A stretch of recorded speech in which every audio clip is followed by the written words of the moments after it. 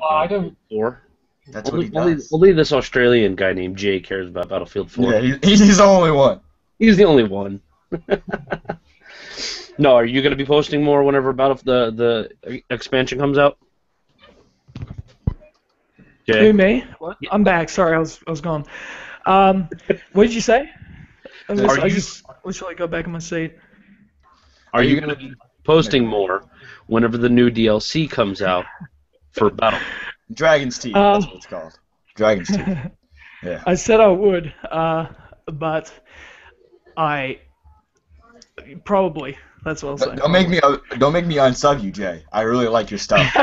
Don't make me do it. I've been refreshing every day. Like, is he gonna say anything? Is he gonna post anything? And I'm like, no. I've watched that like Phantom Battlefield videos like 6 times. Like, how do I do this? And I'm like, where's all the tips? I need that. Could somebody fill me in on what this DLC is? I haven't followed Battlefield since Battlefield 3, which I was actually quite a big player in, but I gave up on it at that point after that, you know. Okay, so the DLC itself is it's kind of your standard DLC. The DLC is based in China. It's supposed to be all just wrecked cities, and you know it's just supposed to be a warfield, basically a battlefield, if you will.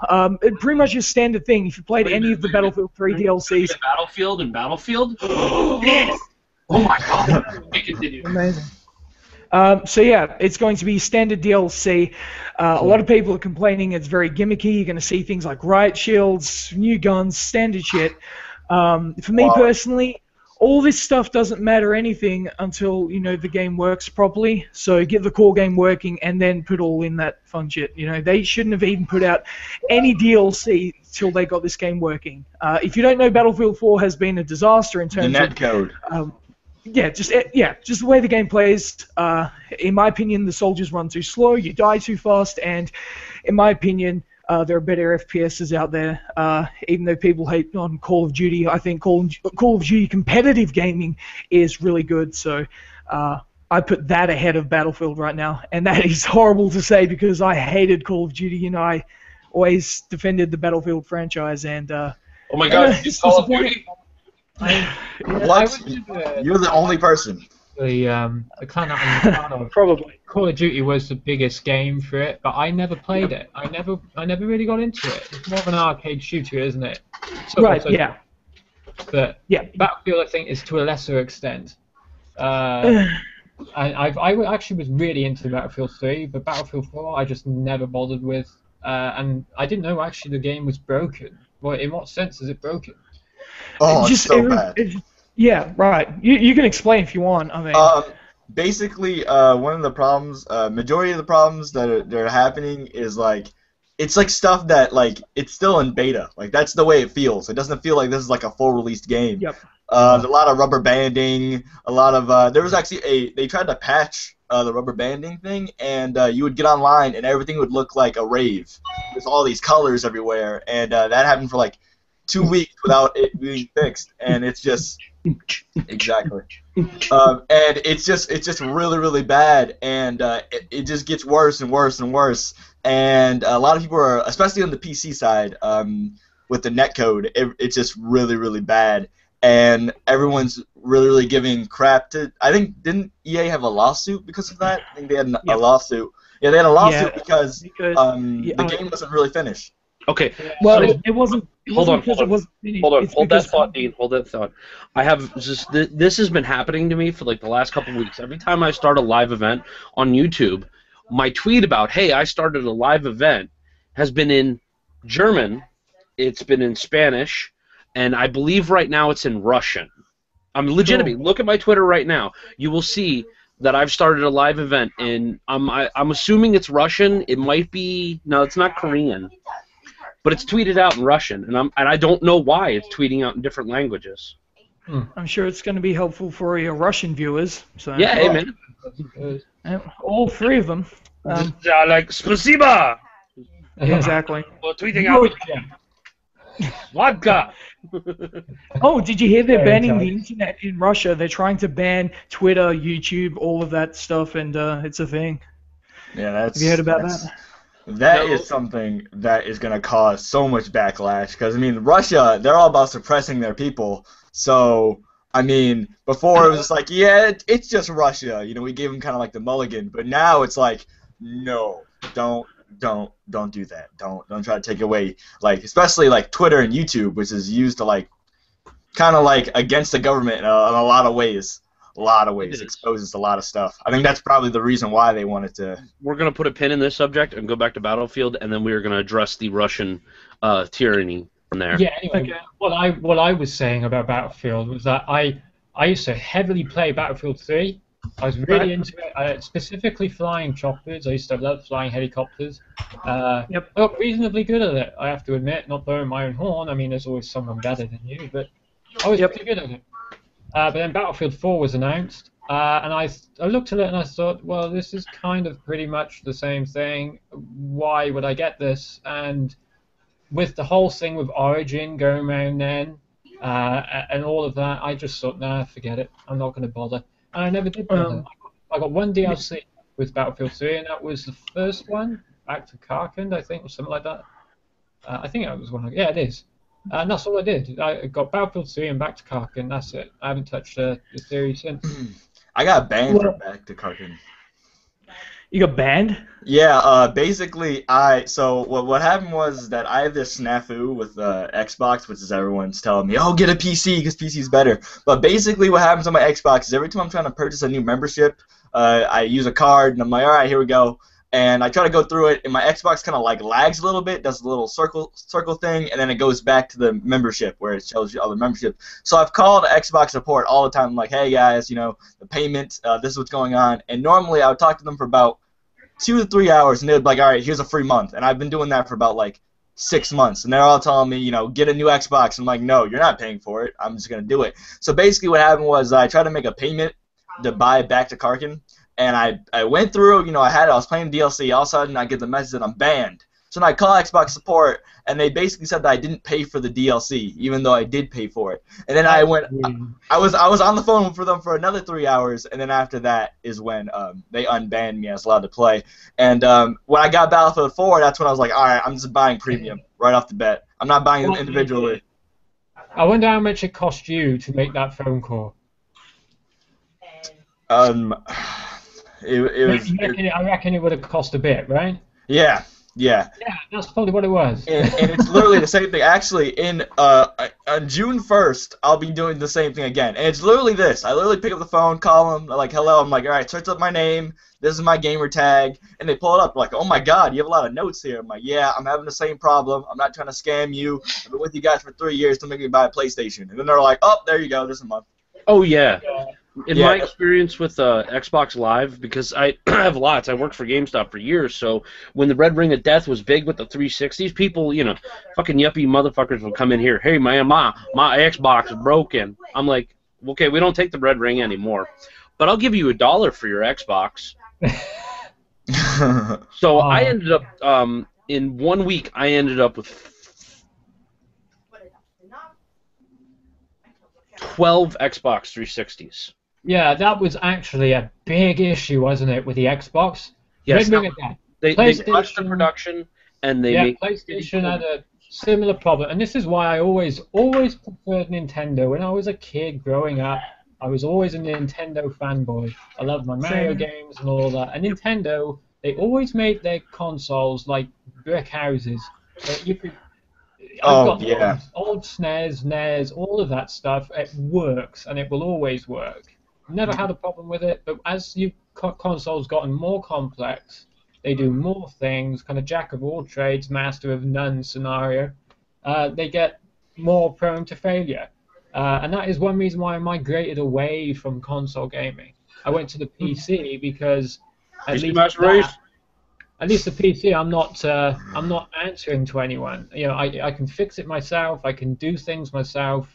And the only problem, and actually it's a problem I had with Steam. When Steam was announced, really didn't like it. I still don't like it. I don't like the idea of having an online library and having it taken away from me at the drop of a hat. I don't like it. This online DRM stuff, I just don't like any of it. Really. Normally you hear everyone praising Steam, that like Steam's like the gift from God and everyone loves it. Okay. And you're probably the first person I've ever heard to say that you don't like Steam. Steam is convenient.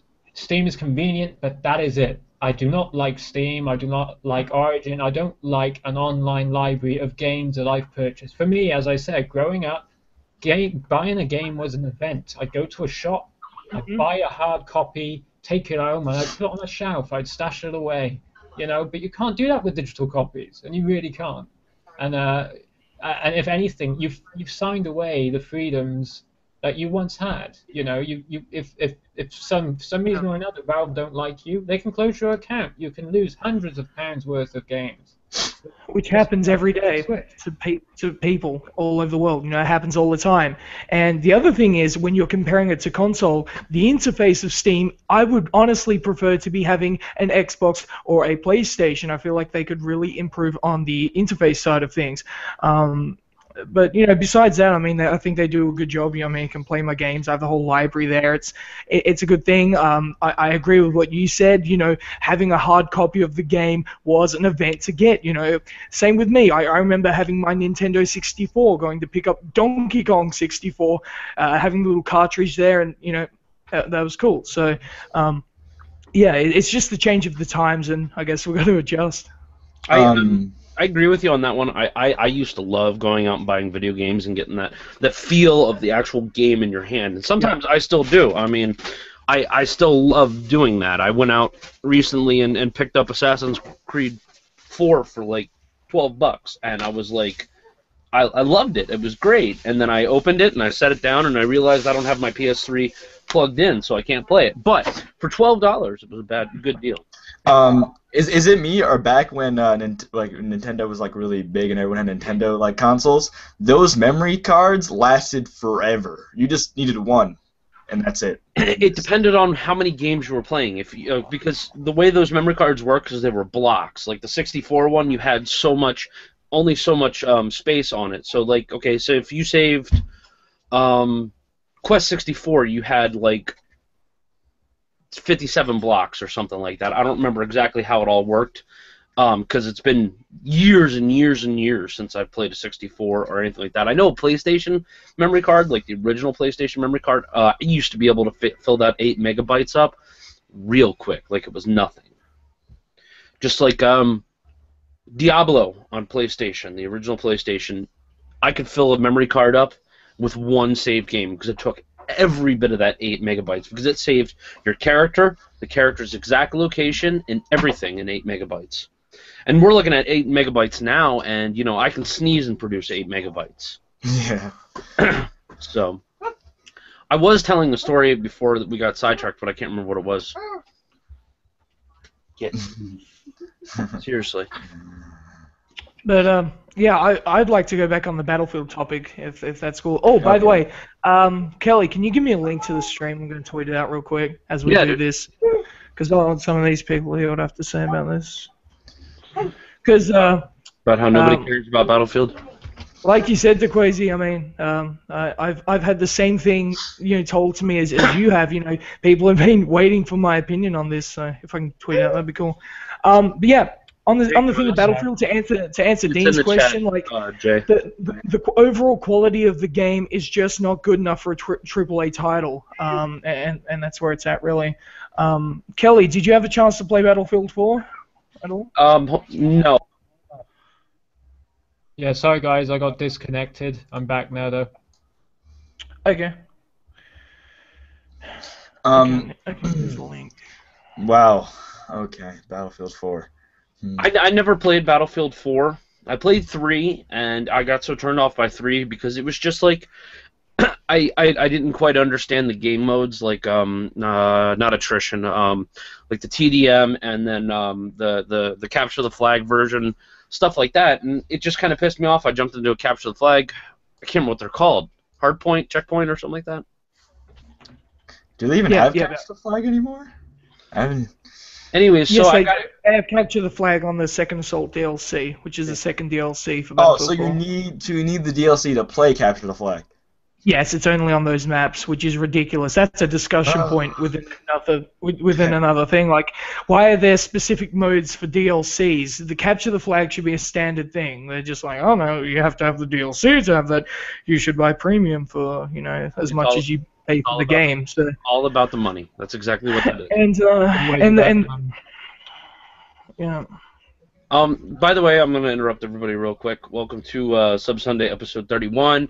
If you want to, the Q&A is open. Go over to the Google Plus page, and you can enter in the Q&A. There's a little thingy at the corner of the screen that says Q&A. Clicky on it, and you can pop in questions. If you're watching this later, then you can comments in the chat and go from there. Yep. But yeah, I mean, if we're gonna talk about Battlefield, I just need to get this goddamn link. Give me 1 second, guys. My relationship loading up my Skype. My relationship with Battlefield 4. Originally, I bought premium on Amazon because like I had the whole Xbox card thing. I bought premium on Amazon, and it's like, all right, enter in this code, you'll get premium. So I enter in the code on my Xbox, right, and it's like it just gave me $50 credit.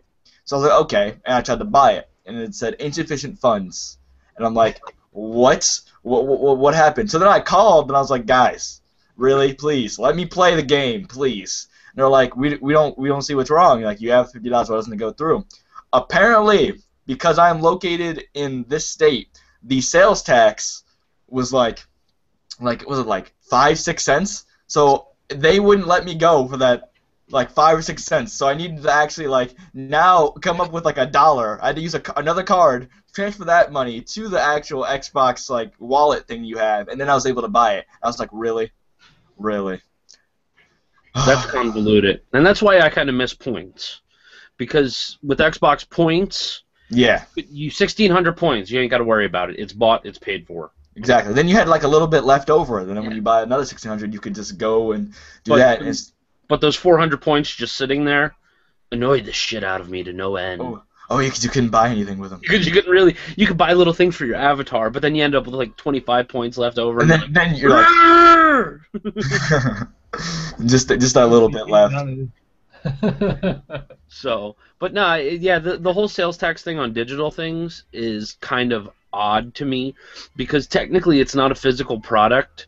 So why should we have to pay sales tax when we're not actually buying it in our state? Yeah, I thought that the only time they can actually give you sales tax is actually if there was like a brick and mortar store that you would actually go get it from. I didn't know that online that you could like in online transactions that you had to pay sales tax, and that's why I kind of avoided the whole going to stores now. But now, because it saves gas, saves money, and I can just have it instantly. But like you said earlier, Dean, about the problem with digital things, that it could all just go away. It could all just go away.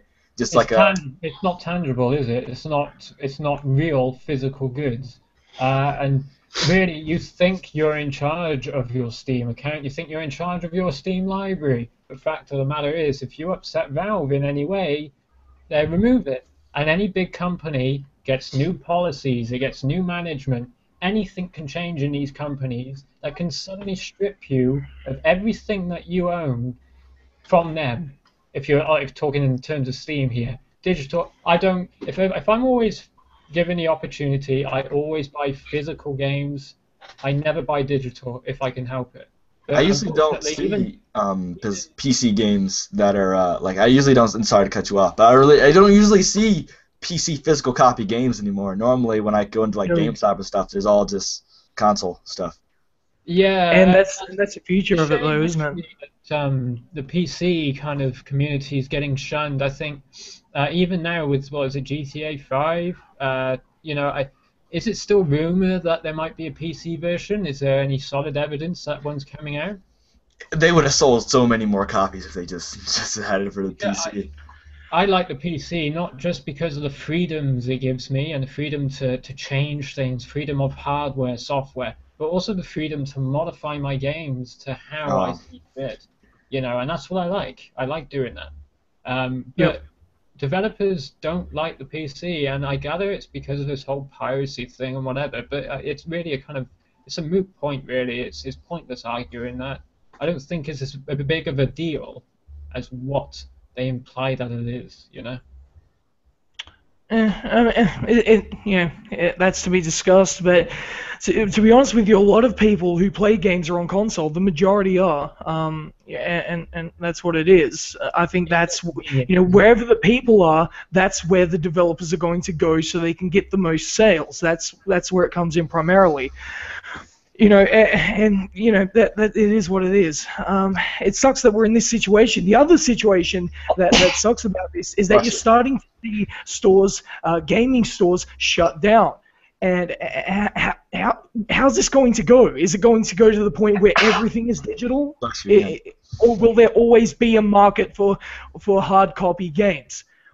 Because as time goes on, this year, hundreds of stores of GameStop shut down in the United States of America. So, and as time goes on, I only see this going more and more in that direction. What can they do to turn it around? You know? I think I think I'm a dying breed. If you want the truth, I come from an era with the NES, and I'm 26 years old. I come from an era where I bought games, hard copies, went to stores. Took them home, played them.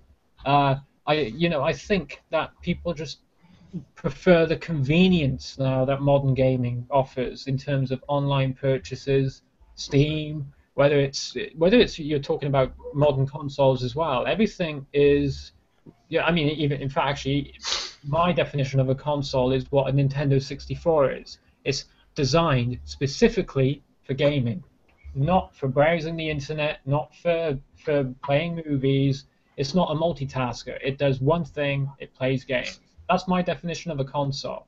The modern day console now I call media hubs. I don't call them consoles. I like to call them media hubs because that's what I think they are. And because of that, they are more prone to failure. They are more prone to being messed up and everything else. That's just my stance on it, Here's a little known fact. Does anybody know what the first console to ever browse the internet was? Have the ability to browse the internet. I'm going to take a guess. Say it could be from Nintendo, actually. I don't know. Nah, probably more Sony. Would you say Sony? Is anything from Sony? No. Sony. No, is it? I think it was it. Is it Nintendo? Nope, not Nintendo. It's not Nintendo. Don't surprise me. Dreamcast. No, I don't. Which one? Oh, Dreamcast. It's the Sega Dreamcast. It had a browser. Yes. You dropped it in there, and it loaded a browser, and you could surf the internet if you had the adapter. Wow. Yeah. Actually, the Dreamcast was well ahead of its time, wasn't it? Yes. Such a shame it at the fate it had. And that was the death of the Dreamcast. It was ahead of its time. It was the first gaming console with a low-level AI. It learned your moves. Like if you popped a fighting game in a Dreamcast, you could not keep, watch, rinse, repeat your moves. You had to put a variety in it, because if you didn't, then they would hand your ass to you in a fight. Even if you have the computer on easy. I remember playing Street Fighter, Third Strike, Alpha, Mega, Super Duper, I don't know, whatever the hell the game was, because they had so many of these games. But in there, and I got to the final boss, and I couldn't beat him because countered every move. And I'm not talking like, super high-level AI. This is a very basic learning tool that they put in here. And that was the big shtick about the Dreamcast. It's thinking. And that's what made it awesome. It was a good console, actually, so it was underrated.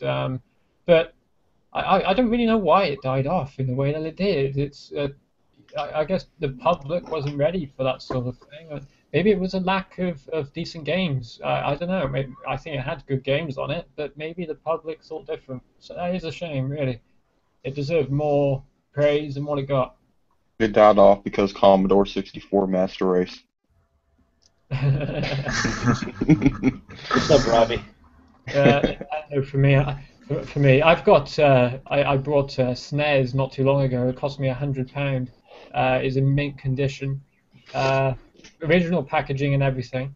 Which £100, that's like what, $150, $170, something like that. Roughly. Quite expensive, but it's in mint condition. I don't intend to really use it. I bought it for nostalgic value and stash away, because I actually think these old consoles will be worth money in the distant future, and I do. Probably back to the NES is probably the last one that's really going to have any value beyond. I think if you can just find like a working Super NES with all the original parts and everything, here in about a good 20 years, it'll be worth something.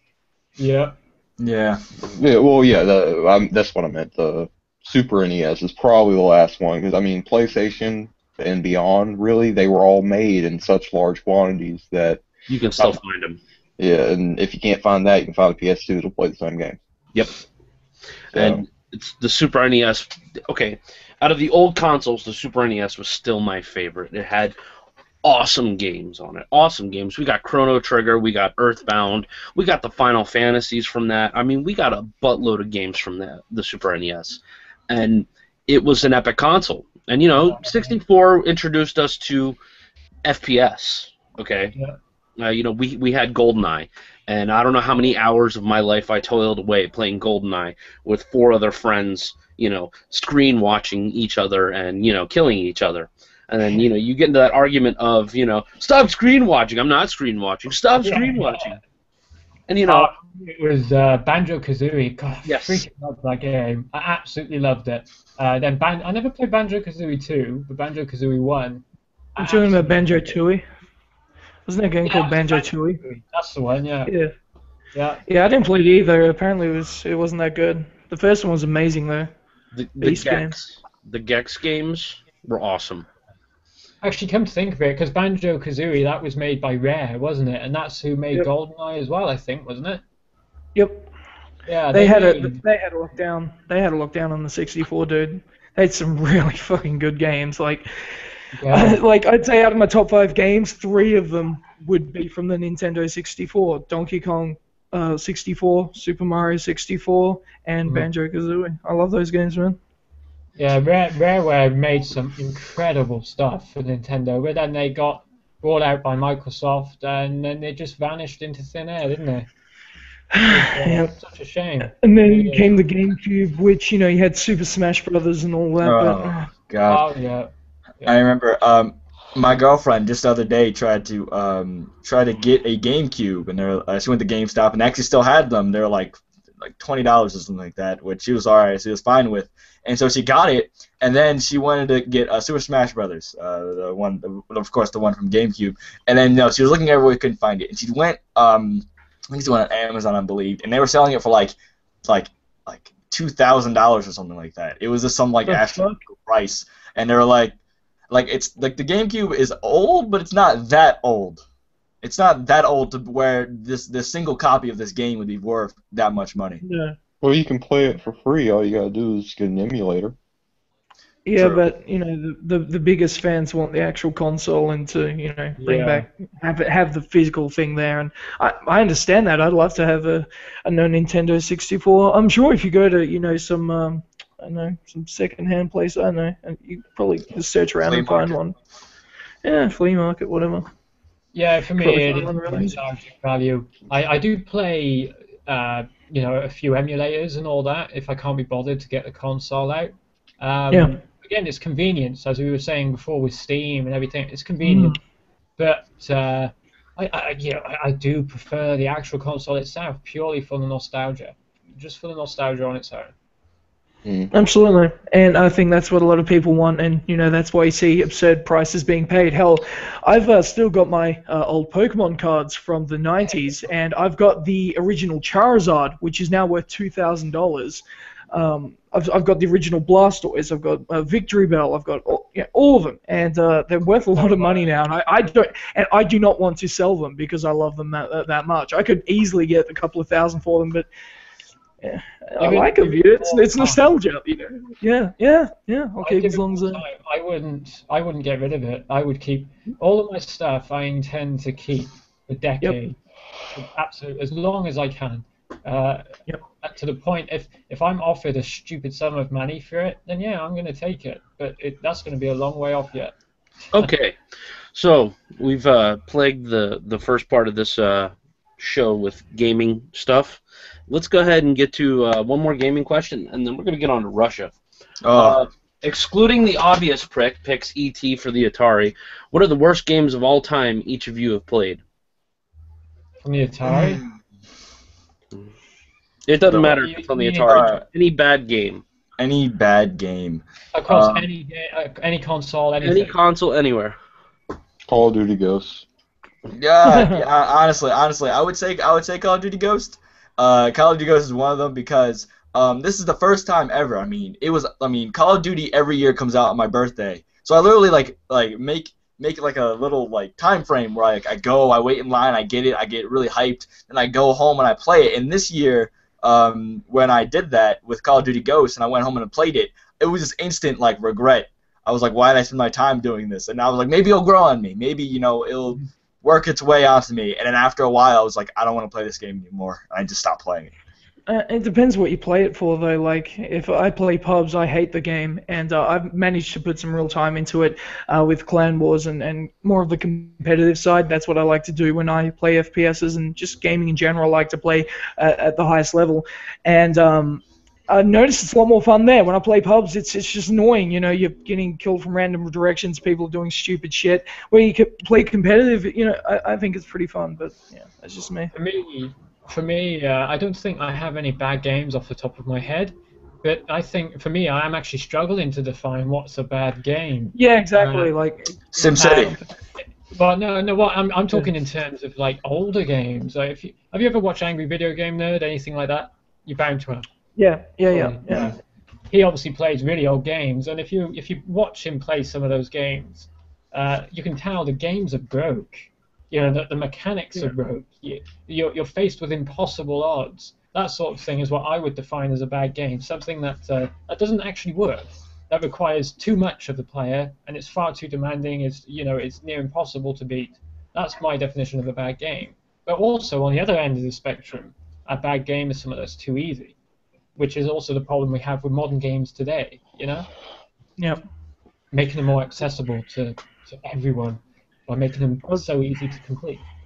I'll tell you the worst game I've ever played would be what was it called? Superman 64, I believe.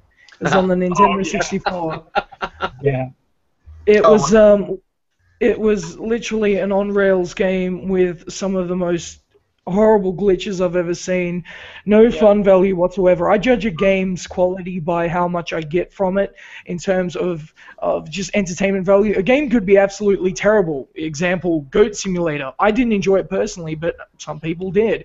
And that game from a gameplay standpoint. It's just stupid to watch and play. That's what it is. Yeah.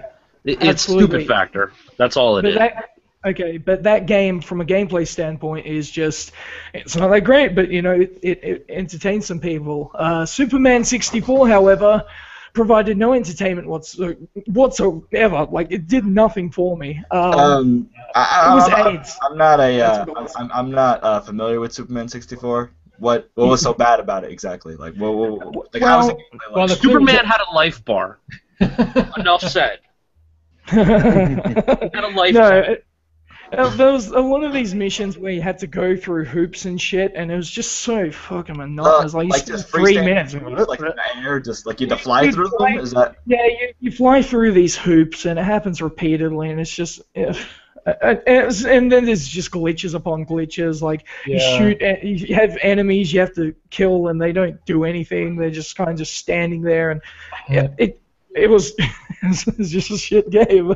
I learned from a rather early age that any game often any game that is a follow-up to a film or named after a film or a TV series often isn't really that good. I noticed that rather quickly. Yeah. With the exception of very few, a few Lord of the Rings games, extremely good.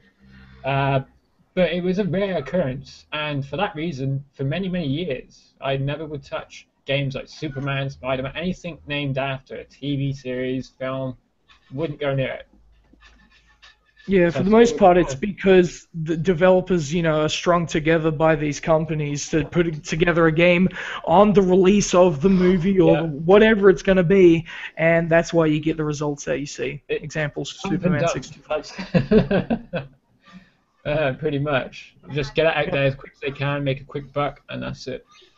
Yeah, it's dumb. It's dumb. Eventually, eventually something's going to be done about it. I mean, people are, being less susceptible to this. They're going to see, for example, the new Spider-Man game came out, and that game sold terribly, worse than a lot of these movie games recently, and I feel like it's dropping off more and more. Yeah, I think they are starting to learn from it a bit. I think as time's gone on with more modern releases, they have improved a bit. The Batman games, the more recent ones, I think are also quite good from what I've seen. Uh, but again, it needs some work. I think they need to get rid of this reputation that an opinion that I have. I still wouldn't buy these games because of what I learned growing up.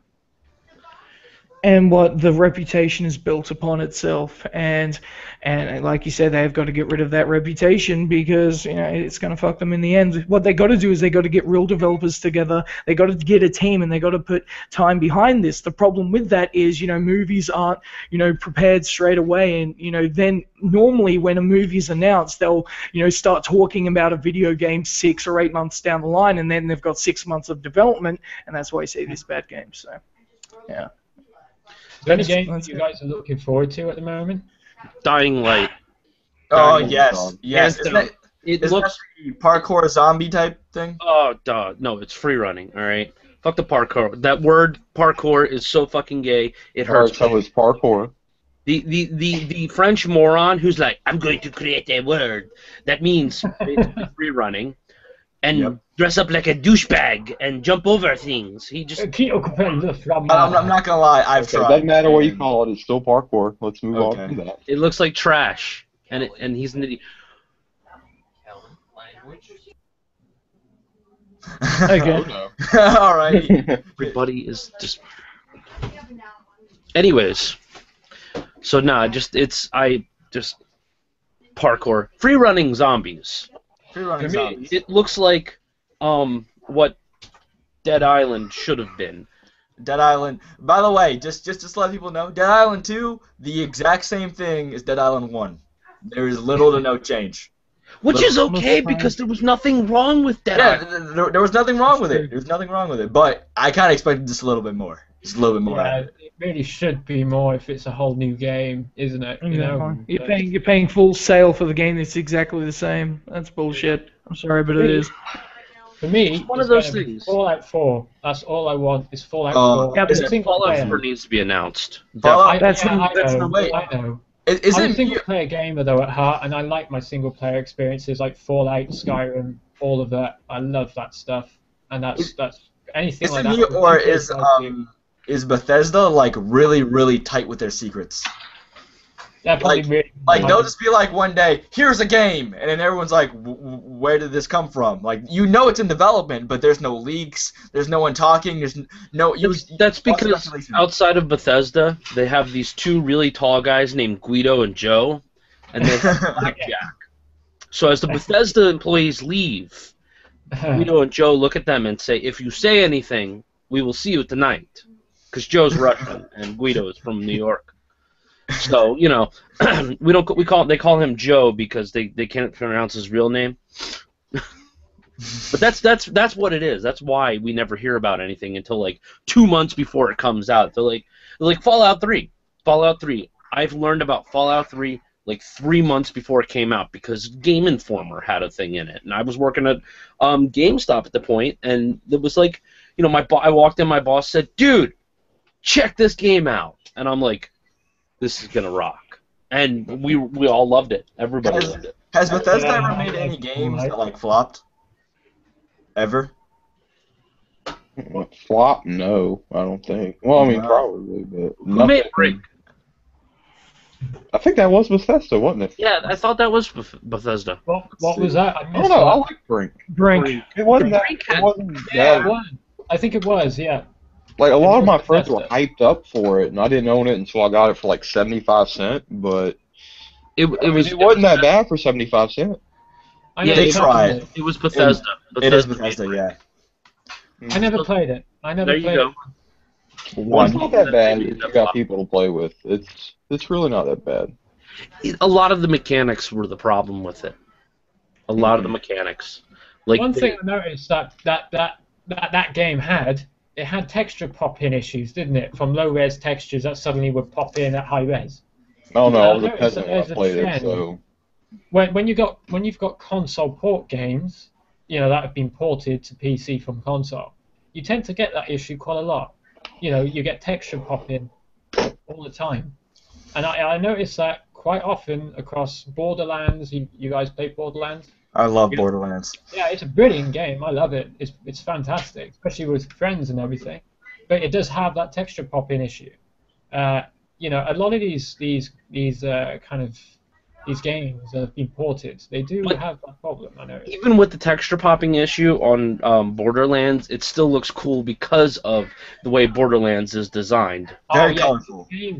The game compensates for everything because it was just brilliant. The humor in it was great. The story in it was great. The gameplay, it compensated tenfold for that. That's not a big deal. Yeah, and that art style is really interesting. Yeah, it's unique. That's what you remember Borderlands for, just the way it looked.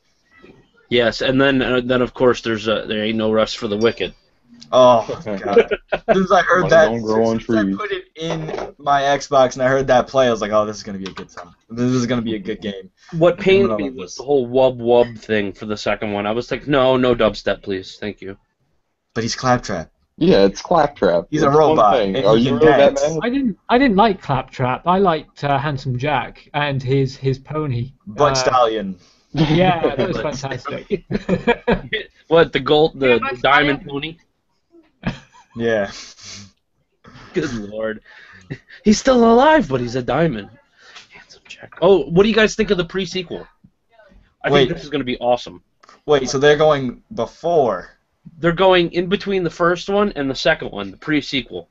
Oh, so basically, wait, are we gonna have the same characters from the first one? Like? No, it's telling Handsome Jack's story. It's going to be Handsome Jack and his mercenary group, and they're talking about having Claptrap as one of the playable characters. Wow, that looks. But I think Borderlands is the series that everyone actually wants more of it, and it's not like these other series where all right, this is a good game. Stop making more of these. Like Borderlands is exactly the opposite. You get some, and then after you're finished, you're like, oh god, I can't wait for the next one. Like as soon as I finished Borderlands 2, at the end, the whole can I say spoiler alert? Because I don't know. Spoiler alert. Yeah, spoiler alert. Spoiler alert. At the end, with when they looked up and they saw all the vaults and all the stuff that they could do now. So that means more games. Oh yeah. That, and I mean, they're just fun games, and I'll give it to them. Is it Gearbox, right? Yeah, yes. Gearbox made it. Gearbox supported the hell out of Borderlands 2. All the key codes? No, and not even that. All the DLC, all $75 worth of DLC. DLC is not supporting the game. No. It was the humor for me in Borderlands that I enjoyed the most. I really enjoyed the humor, coupled with the gore as well. That was just, I loved it.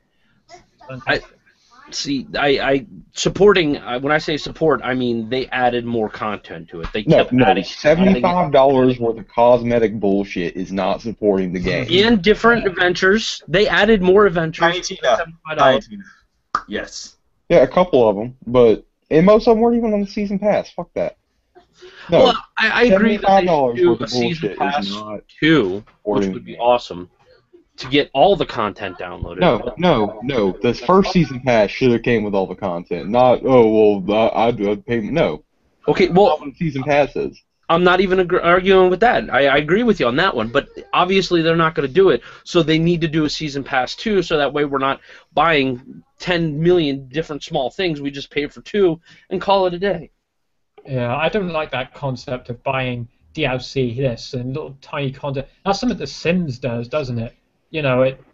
With its expansion packs and everything, I never liked that. I did not like the concept of that, especially as they never really done anything. They just added items. I wanted to see, because I actually quite liked The Sims, but I disliked the way they went about with the marketing and everything else. I wanted expansion packs that added AI to The Sims, that made them more intelligent, so it wasn't so much micromanagement involved. So you could let them run their own lives and just see how they progress, and that's what I want. Hey, Jay. Oh, yeah. What's up? Did you tweet that out? The link? Yeah, I did. What's up? I'm following you on Twitter, man. I was looking for the link. I was going to retweet it. Yeah, I put me and my friends talking hashtag BF4, although we didn't do that. Oh, we did at the start, though. But, Yeah, we did. Start. Oh, well. But, yeah, put it on Twitter. I'll link you my... Oh, shit. What? You can go to my Twitter, at IcemanOz. Anyways, keep talking, guys. Sorry about that.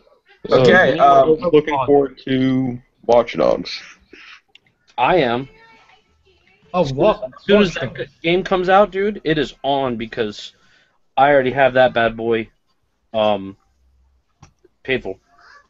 Did you Well, if it sucks, did you get NVIDIA code? No, I paid like 30 for it. Where'd you get it for 30? Huh? Where'd you get it for 30? G2A. I got it. It was on I found there was a promo code and stuff like that, and then it was 36 on G2A, and then G2A, use code IcemanOz for 5% off. Anyway, continue. no Zord Base Commander. No, I don't have a G2A. I'm not even gonna mess with that one right now. But I found it for Use my like. code, you get 5% off. No, okay, continue.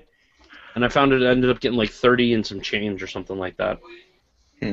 Yeah, I'm trying to find an NVIDIA code for 25. That isn't bad.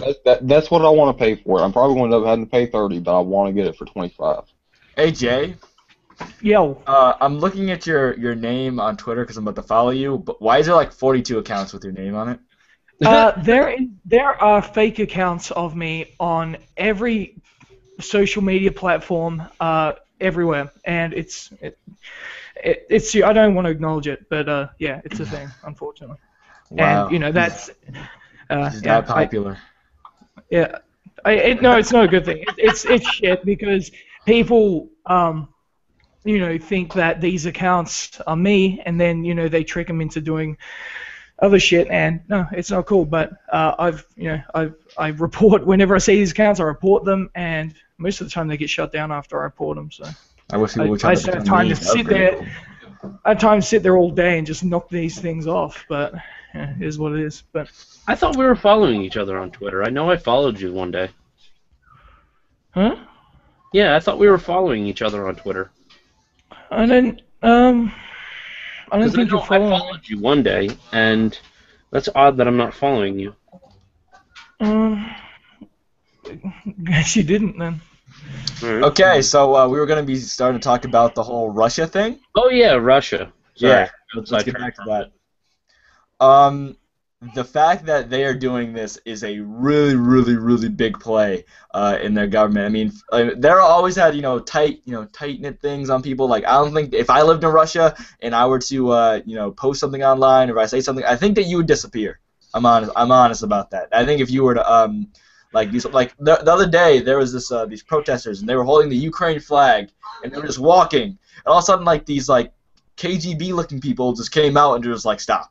And they just, that was I know what video you're talking about. Yeah, a while ago, but they were singing the Ukrainian national anthem in the middle of just walking down the middle of the street doing it, and the people who did it, they were Omnom or whatever the hell it is. That's not KGB. It's pretty much their regular police. Oh well, I had no idea. I'm not prone to Russia type things. Yeah. I don't really study. Are we talking about the invasion or did something new happen?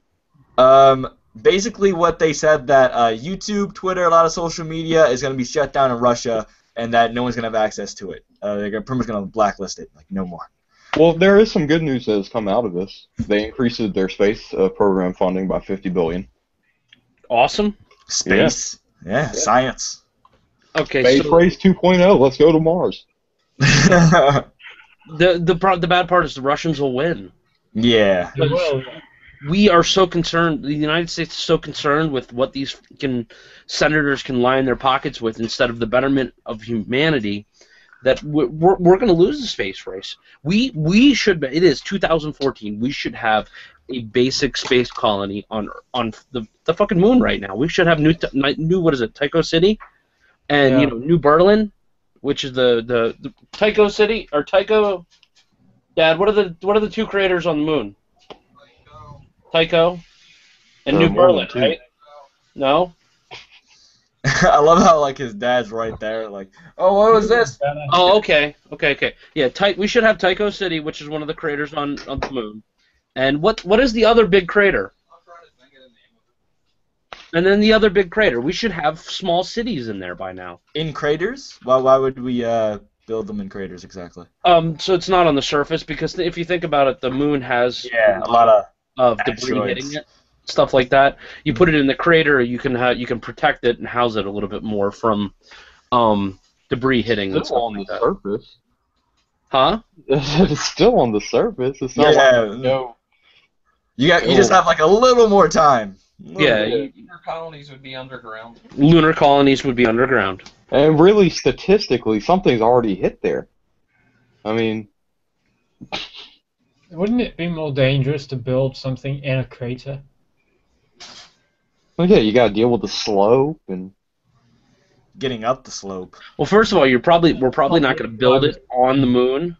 It'll probably be something that we build in space and then set down on the moon. Oh, like foundation on the moon, and then just have it up. And I mean, honestly, a lunar colony would be under the surface more than anything.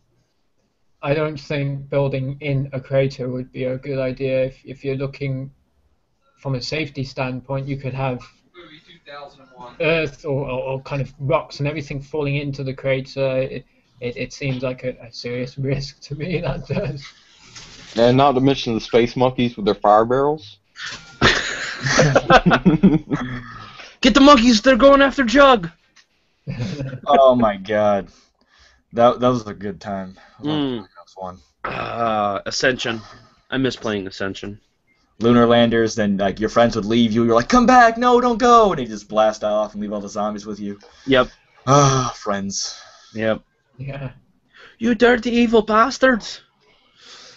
How dare you leave me? And you're playing as Takio. But no, it's ridiculous. We are more worried about lining our own pockets than expanding the betterment of humanity. It's pathetic that we're in this state right now. And it's a lot of other countries too. I mean, you know, I see it from my perspective because I'm in my country, but I mean other countries are like that too. And it's sad. Their government is more worried about taking care of themselves than the people. The government is there to represent the people, not there. The government hasn't represented. Okay, the United States government hasn't represented the people in a long time. Yeah, like the Revolutionary War. Okay. Yeah, that's the first time they were like the people. Now it's kind of like it's for themselves now. It's like the whole thing with the Ukraine. I believe, and I really do believe this. The reason why there was such a problem was because the government there was corrupt and looking after itself. It didn't care for the people. So it's that's what sparked it understandable they rebelled against it. But the rebellion was triggered by the European Union. They intervened and they triggered it. They gave the people false hope, and the people rose up with that hope against their government. And that is what I believe happened. Okay. Based on that, I have a new theory onto why the U.S. has not stepped in to help yet. Why? Because we don't want to promote uprisings due to corrupt government. That would be bad for business in the U.S. Do you think that that would ever happen here in the U.S.? I don't like. They won't. I mean, I understand like the premise of it, and there's all those people on the internet saying that we should rise up against the government. But the fact of the amount of people who actually would do that is like, because many people are like not protected, but they have a lot of their life invested in the government. I mean, they're probably getting checks from the government, doing all this for the government. They wouldn't want to let that go away. Like they're too comfortable in a way where they are, instead of rising up against their government, against the United States. And I think that there would be a whole lot more violence if we were to rise up here. Look at it this way: only half the country can be bothered to vote every 4 years. That is the nature of a rebellion, though. No matter how, this is my view, right? The fact that even people consider rising up or causing rebellious or civil unrest just shows the incompetence of that government in power at that time. If a government can't listen to the people and their needs, and they have to consider some sort of civil unrest, that government shouldn't be there in the first place. That's my view of it. If they are there to represent the people and to help the people, if they don't do that, they shouldn't be there. That's speaking of the government, do you guys think that in the U.S. the separation of church and state didn't actually happen? I'm going to stop that part of the conversation right here, because we shredded in. Fuck you, Kelly. Not like tread. It's the whole, like, we're talking a little bit too much about the government in the first place, but you know, the religion and government are just two arguments that I don't like to tread into. Politics in general is definitely a controversial one. It is very dangerous.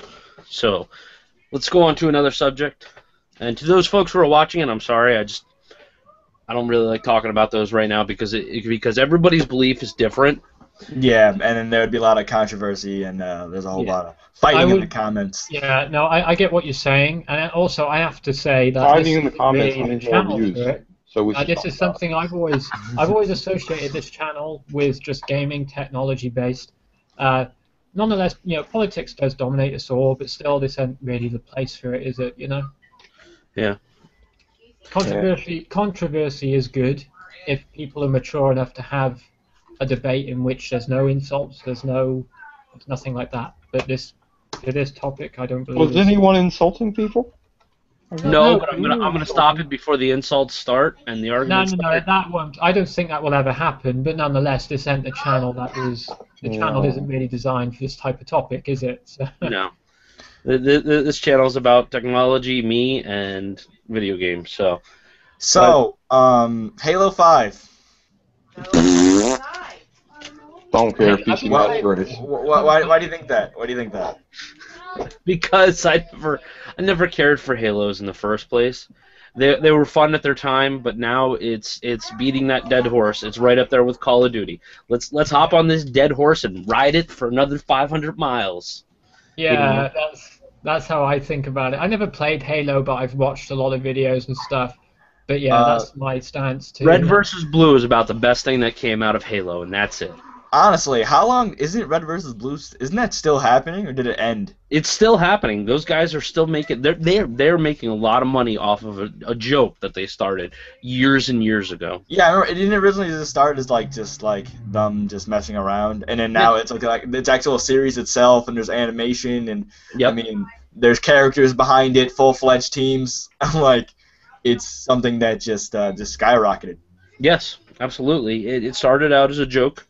And it snowballed into a huge sensation. Like one of my friends was in the military, and when I went up to see him at Bragg, everybody in his immediate vicinity, like where he in his barracks, had names from Red versus Blue. There was Caboose. There was I can't remember all their names anymore. I just remember the guy named Caboose because I used to give him crap because he was a cook. The first thing I said to him, I was like, "Where's my steak, bitch?" And we got along just fine. And I have no clue what happened to him. I don't know where he is anymore because just like in the military, you make a lot of people that I've spoken to, I've never went in. Sometimes I wish I did. Sometimes I wish I didn't. I mean, sometimes I'm glad I didn't. But that's neither here nor there now. But you make friends, and you're friends until you get shipped off somewhere, and you try to keep in touch with them. But for the most part, you're gonna lose track of them. Now, my friend Matt, that I went to go see, he is still in Japan. He's been in Japan for almost 6 years now, and he should be coming home sometime this year. And he's probably gonna get out because he's on his second or third knee surgery on his right knee, and his lower back is messed up. Kelly, did we talk about net neutrality yet? Yeah, not yet, but we're going to. Net neutrality. Does that even exist? Huh? Does that even exist? It does in America. net neutrality is like this. They were not supposed to have internet fast lanes. Like, okay, if you pay this much money, you can go really fast to Netflix and Facebook and stuff like that.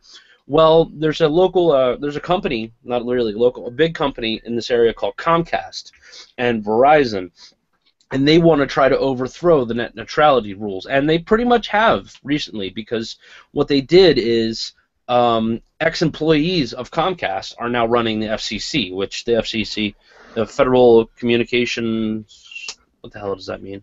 FCC. Anyways, it's the one that governs Commission. our commission. It governs our TV, stuff like that, the communications, all that stuff, including the internet. In the beginning of the internet, when it just started, there was a rule in place called net neutrality. There was nothing like that could happen. You could not control the internet. And what Comcast and Verizon is trying to do is they're trying to control it. They're trying to make companies like Netflix that are making a crap load of money off of us pay them more money to guarantee them bandwidth. And Comcast already did it. That's the thing. They already violated the rules, and now they're getting the rules changed so that they can do it without violating the rules anymore. So, Yeah. so, Yeah. so after Comcast, didn't Comcast acquire Time Warner? yeah, they bought Time Warner, which Okay. Time Warner was voted the worst company of 2013 and 14 in the world. How do you beat EA I out? thought that was EA. I thought it was EA too. No, Time Warner dethroned EA. Hmm. That should tell you how bad that company is. Anyways, keep going.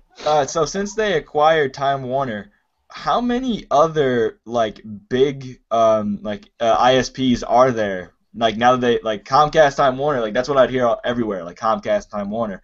Now who's up there, or among the Comcast's ranks now? No one. Google.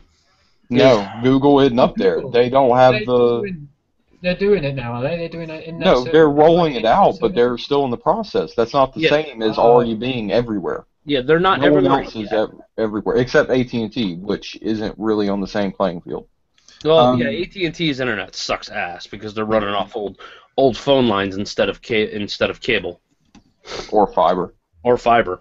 I know, I've read a lot of stories about what's going on over there, and I think Google can probably offer you guys some sort of respite from all this shit, really, you know? Well, they can. It just takes time to roll out. They're not on that level yet, but Charleston is getting it next year, so, y'all can suck it. I've always thought that Google, isn't there two arguments about Google? Isn't one, they're saying that the reason why they're rolling out these amazing internet speeds at these low prices is because they want to make the whole market, have everyone drop their prices to make it good for everybody. Yeah. Okay, Or this is, from what I understand, Google's plan was originally to lay out fiber in a couple states and threaten the other companies so they would update their infrastructure. That is the biggest issue with Comcast and all this stuff, is their infrastructure is 10 years old.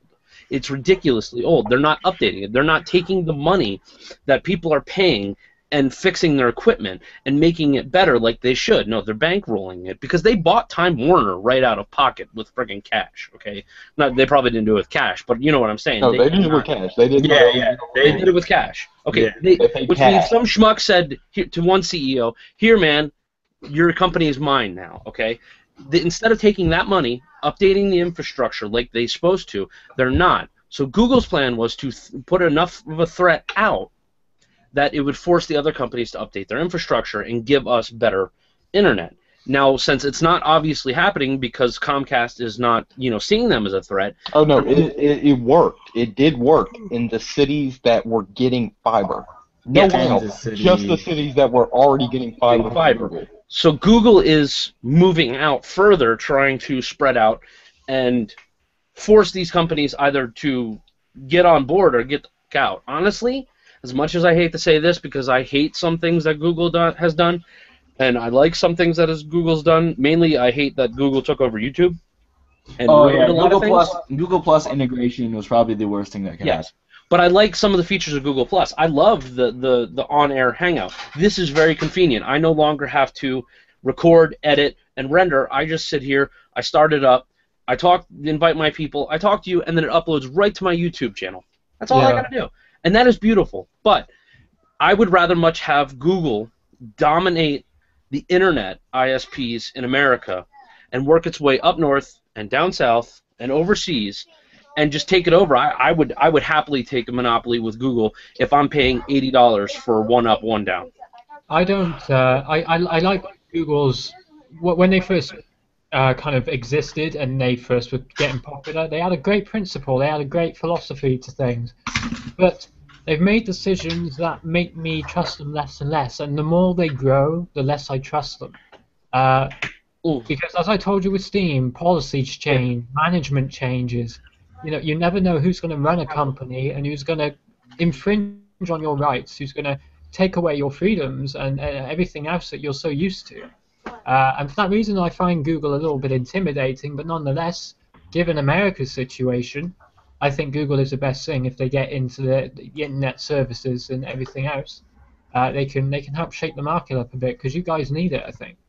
We absolutely do, because we have these people who are more worried about, you know, snorting coke off of some hooker's ass instead of giving us better service, which we're paying for. I know some people are like, I like Comcast, I'm only paying this much and I have no data caps and stuff like that. But there are also areas probably where Google already is, or there is competition. But if you go to the areas like Atlanta where there is no competition, my friend is paying $195 for basic cable, and I think he said 10 down and 5. No, 10 down, 2 up. Wow. And he has a data cap.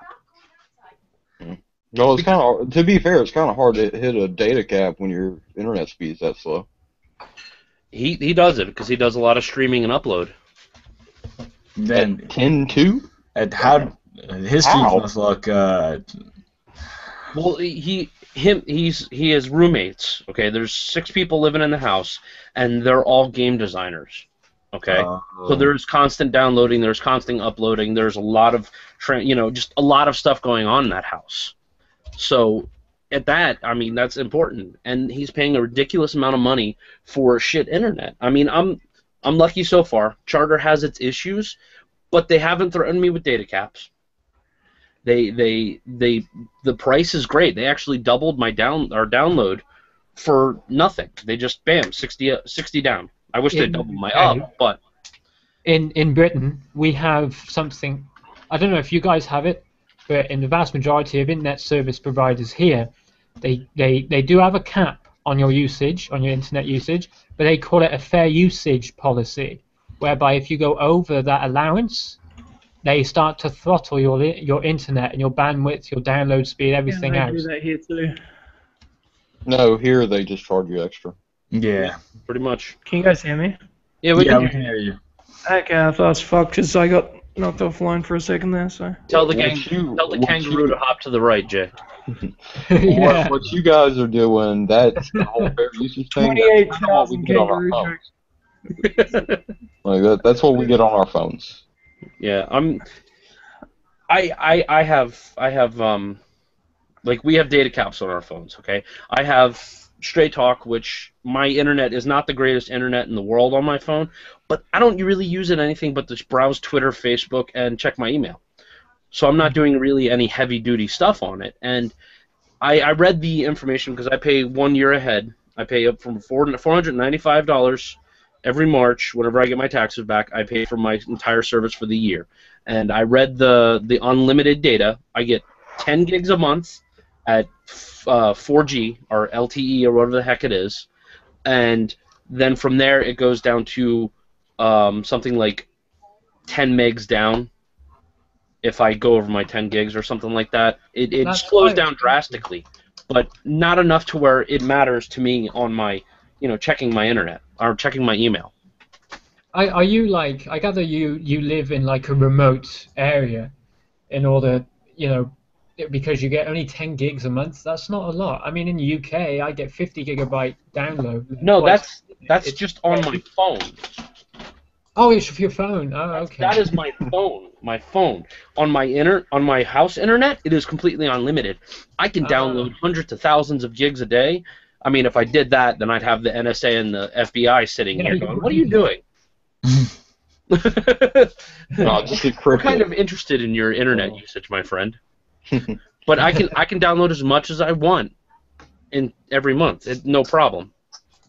Well, I'm thinking about switching over to a business line just for that, because I can get, I think it's 100 or 100 down, 20 up for like $200. Yeah, But then it's a well, business line, mine unlimited is everything. my 50 gigabyte down. It's not a limit, you see. It's advertised as unlimited broadband that I've got, but there is a limit. It's a fair usage limit. If you go over it, they start sending you letters saying, "We're going to throttle your internet connection in order so you're not slowing down anyone else." And That's what how is the they do cap? it. What Sorry? is the cap? What's the 50 cap gigabyte- exactly? 50 gigabyte a month. 50 gigabytes. Shit, I use 200 in a month, What? dude. 50 gigabytes? Are you serious? I'm serious, yeah. Dude, I That's would burn through ridiculous. that in like a day and a half. Yeah. Yeah. I don't use Right. the internet enough for it to bother me. Yeah, if I'm downloading new games on Steam, which some games they can be like 20 gigabyte a go, you know. Some of them are 50. Yeah. Yeah, well, Call Download of one. Duty that's Ghost. it. I think Call of Duty Ghost was 50 gig, wasn't it? It was 70, Yeah, something like that. it Yeah. was 50, yeah. Titanfall was 50. That's your fucking month's internet right there. well, it's not, as I said, it's not a limit. It's basically you go over it, they say we will throttle your internet. They won't charge you more. They will throttle it. Yeah. If you're going stupidly overboard with it, you know, doing 200 gigabyte, 500 gigabyte or more, then they probably might say, you know, is this person pirating? You know, or something like that, and that's when they might investigate you a bit. At least that's my understanding of it. 200 or 500 isn't that outrageous. I do that. Yeah. Like, I do that without pirating shit. Like, Well, it's probably more, but you know, that's just my rough guess of it, how it works, what they do. If you're downloading vast sums of data, they might be suspicious about you. I mean, Netflix and high quality YouTube videos, you can do that. You can do 500 in a month, easy. Just Yeah. streaming. That's one person. And when you're uploading and downloading like I do, you go through it like fucking butter, dude. Yeah, I It's find true. that I find I normally, there's quite often, in fact, I'm getting around 30 to 50 gigabytes a month myself, and I'm not a heavy user. I'm not uploading a lot of it. I've got my own channel, but I've not uploaded anything for quite a long time. It's not, I mean, I don't make any money out of it, so it's not a regular thing. It's not something, you know, it's a very casual thing. I stream a lot of videos, but you know, and I use YouTube a lot. I do download the odd few games through Steam or anything else. But aside from that, that's it. I hardly use it, really. Yeah. Well, speaking of data caps, I've managed to make it so that Comcast cannot see how much data I use. How so? I got a new router, or I got a new gateway device from them, and when I got it, it like glitched their system, so I can't look at it and they can't look at it. So I have no idea how much I'm using anymore, but neither do they, so they don't charge me anything extra. Wow, that's pretty amazing. I have a really terrible relationship with Comcast. Comcast just they just don't like me. So we thought it was a good idea to bundle stuff, which is actually a terrible idea. Don't do bundles. Bundles are really bad. Pay a whole lot of money a month, and basically Metro PCS, which is a phone carrier. That's in my state. Their old phone number is my current phone number, and on their website they still have the phone number that is my phone number. So about 10 to 12 times a day, I get a call from someone thinking that we are Metro PCS, and I'd be like, put in my voicemail, "This isn't Metro PCS. This is my house. Please stop calling." And I get people just calling every day, and I called Comcast and I said, "Hey, can I get my number changed? Just change my number so then I don't have to be associated with this." And they're like, "All right, that'll be $200." Wow. And I'm like, "No, thank you." And so now we're just stuck with people calling us. So 99% of the calls is actually other people, and the 1% is actually people we know. And sometimes we've hung up on like our actual like friends and family members because we think that it's somebody calling for Metro PCS. I would get in contact with Metro PCS and threaten. I'm pretty sure it's illegal for them to put your phone number on the internet like that. I know it's illegal. Yeah. And my mom, You can make some money.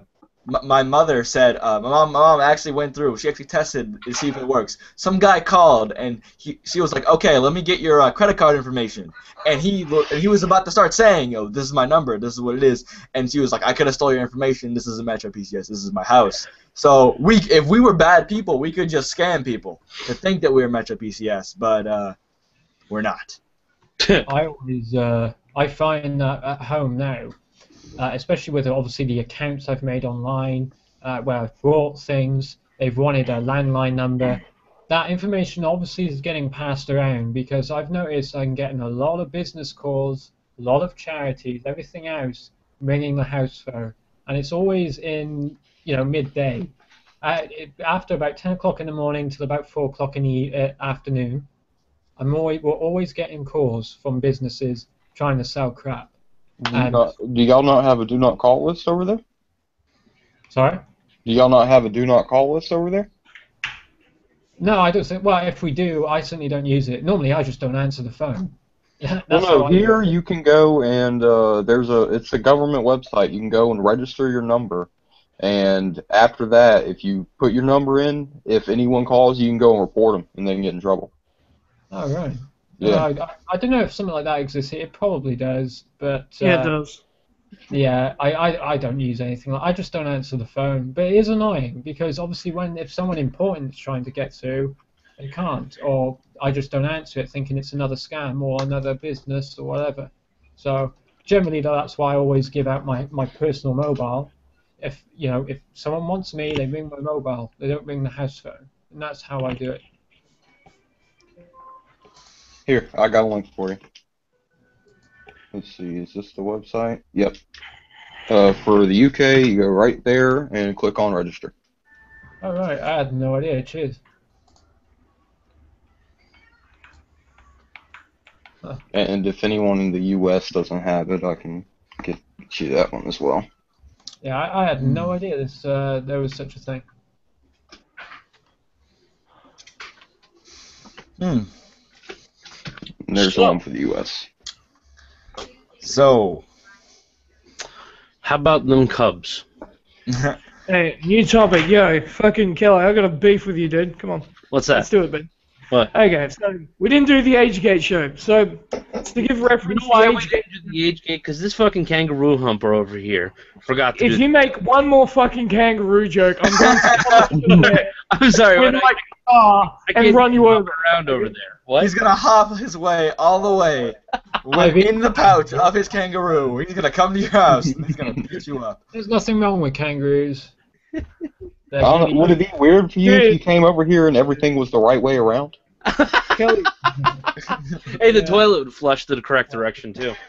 Yeah, Kelly keeps talking about kangaroos every time I talk to him. I think he's got some sort of a fetish with them. I don't know. But, that's right. Hey, if that's your thing, dude. That's your thing. But it's kind of illegal. So I don't know. Maybe you should take that into account the next time you try to Okay. Go No, to the kangaroos. in Australia, but not in the U.S. I completely forgot about Agegate Thursday, man. I was sitting there chilling. You forgot about that. Come on, dude. Huh? You forgot about it? What the I hell? completely forgot about. I was watching the Lego Movie. That movie was the bomb. Dude. It was great. You have not seen the Lego Movie. You need to watch the Lego Movie. I don't give a fuck about the Lego Movie. I want to do some shows, man. Well, maybe one day if you get the time and day right, instead of I get a message from this guy like 3 days before we're doing. Are we doing the show tonight? I'm like, dude, it's Monday morning here, dude. We're doing it Thursday. Correction, it was Wednesday. No, you hit me up Tuesday night the first time, and then Wednesday morning, and I'm sitting there going, I would not have hit you up Tuesday. I would not have hit you up Tuesday. I'm going into my Skype. Hold up. I'm going to get this thing. We're going to settle this one right here. Send it to me on Skype. Send it to me on Skype. I don't want people send me on Skype. Let's see. Okay, here we go. What maybe a whale. Anyway. Fucking Tuesday, get fucked, dude.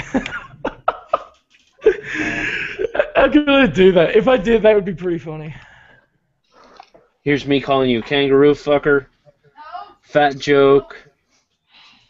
This is all Tuesday night. You resort to kangaroo jokes, which you do every time. I had to resort to Okay. So you hit me up Wednesday night at 10:44 p.m. No show and I said, dude, it's Wednesday night for me. And then Friday at 12:07 is when you hit me again, because I had completely forgot about it. Wednesday, yes. So Wednesday. You hit me Wednesday night. Okay, so it wasn't Tuesday. We spoke on Tuesday, but not about the age gate. Yes. Yeah. I don't know. Well, hopefully we can do it next Thursday without you fucking forgetting, but... Well, the other thing is, like, I talked to the other two guys. I'm like, hello, if you were waiting for me, it doesn't take but 10 seconds to go, hey, man, are we doing this? Yeah. We should have backups on standby. We should have people ready to fill in.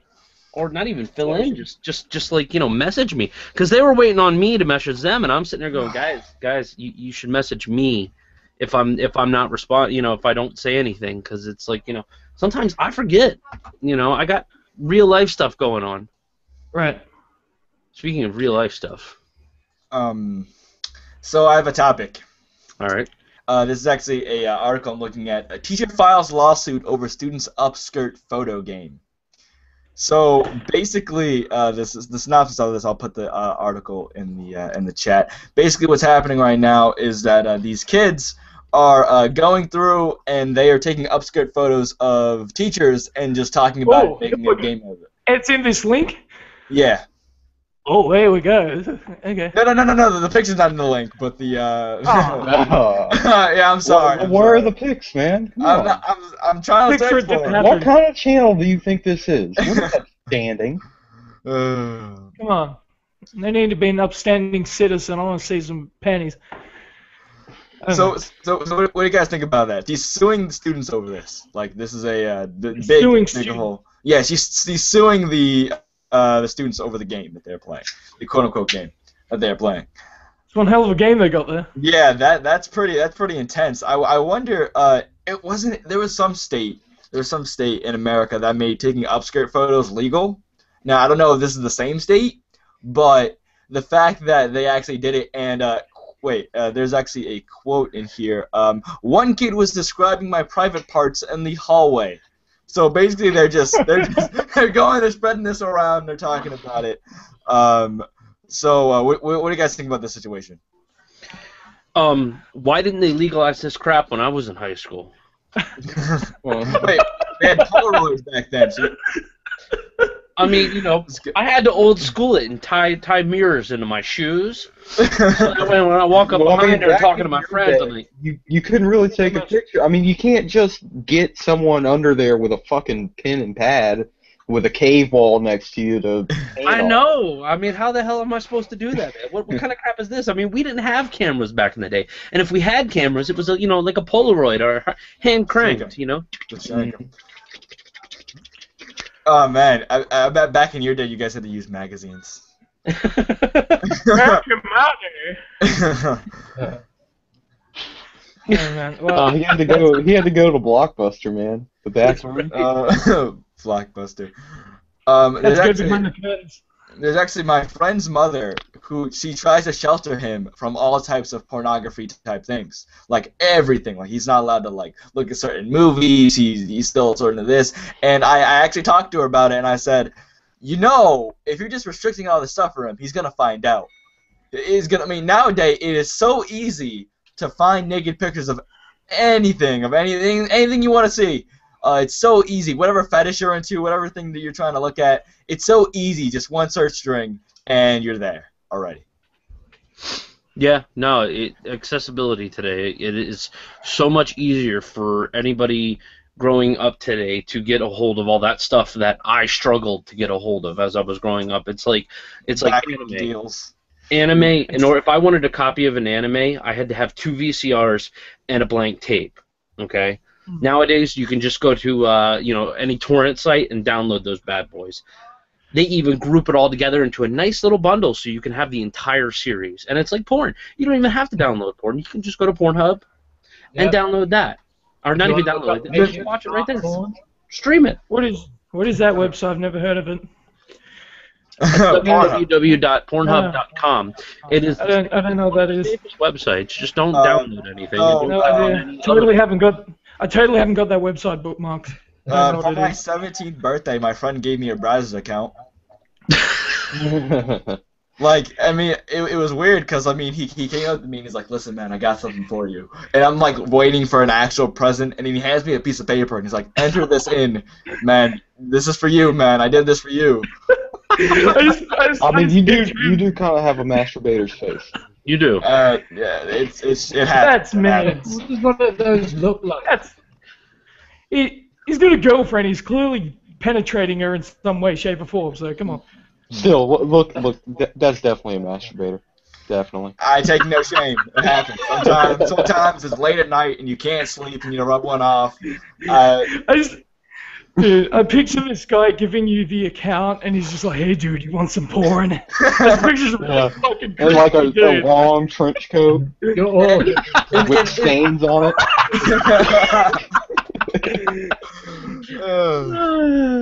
That's funny. I'd have to Who ask does you. that? Who gives that as a birthday present? Like, hey, dude, here's your present. I'm giving you a browser's account. I really want to know, like, what he was thinking about, like, when he did it. He's like, you know what he would like, whatever, Microsoft points, whatever. No, let's give him some porn. But I'm not gonna lie, he's one of my best friends. Me and him are tight. We're really good But after friends. that, me and him were just, yeah, we were good friends. You weren't tight after that. You were a little loose. Oh, God. That's horrible. That's disgusting. That's really bad. Yes, but you laughed. I did. I don't find that amusing whatsoever. That's horrible. All right, kangaroo fucker. All right, fat man with a 5-year-old's haircut. Continue. Shots fired. I don't know. I mean, I can't see his face. It's so covered in pox from lupus and deformities that he's ashamed to show it. So. I love how you make up things now that you haven't got anything to insult me about. Because no one sees your face. You can't make fun of your face. Exactly. I bet you the reason he doesn't show it because currently his boyfriend is right next to him, beating off on him. Exactly. Yep, that's exactly right. Yeah, that's Hey, it's good for the skin, man. Absolutely. So, what you don't hear is whenever he mutes it, he's like, "Stick it in my ear. I want to hear you coming." oh no. that'd be the same. The other day I went and I was trying to find my old middle school librarian because he's a really cool guy and I wanted to reconnect with him. I know. No, all right, wait. Let me finish. It has nothing to do with that sort of thing. That is creepy. Yeah, it is pretty creepy, but he was cool with me, and I found out what happened to him. So, hey, Daquan, you wanna looking for that copy of the Encyclopedia Britannica 12? But basically, what happened was that one day. I read a police report on him, but one day his girlfriend broke up with him, so he decided to get in his car, and he was at a red light, and there were some girls walking by, so he opened the door, pulled down his pants, and started masturbating, while looking them right in the eye. And now he's in jail. But I think that's really weird, knowing, like, he just no cares in the world, he just went there just stroking all the tip. Looking at girls just how would you feel if that happened to you? Like if that happened to you and you're just walking by and you see some dude just. I'd be flattered, man. Yeah, I have a buddy who did that on a plane one time. On a plane? Was he just like wait? Is this like a commercial plane or was it like a Cessna? This was on a commercial plane. Here, I'll tell you his story. All right, so he was about 14 and traveling alone, and he goes and he gets on the plane. About halfway through the flight, he looks over, and half of a girl's titty was hanging out. She was asleep, so he kind of looks around like all right, no one's looking at me. He starts laying it, and he finishes up, and oh my God, and then his exact words were, "I came buckets." And yeah, just in the middle of the seat, just sitting right there.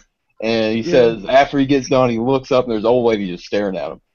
Wait, how do you get away with that? Like the seats on airplanes are just like right, like there's someone right next to you. Like he didn't get away with it. Remember, the old lady was just staring at him. Oh, she probably wanted it. She wanted it.